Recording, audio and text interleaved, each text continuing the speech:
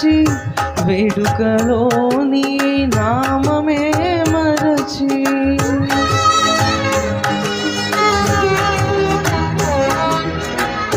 వేదనలో నీ వేదమునే తలచి వేడుకలో నీ నామమే మరచి స్వార్థ చింతనతో స్వామి నిన్ను విడచి స్వార్థ చింతనతో స్వామి నిన్ను విడచి విలపించి తల వంచి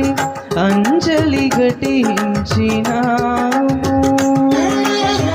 అందరి మనసులలోని చీకటుల హరించి తరింప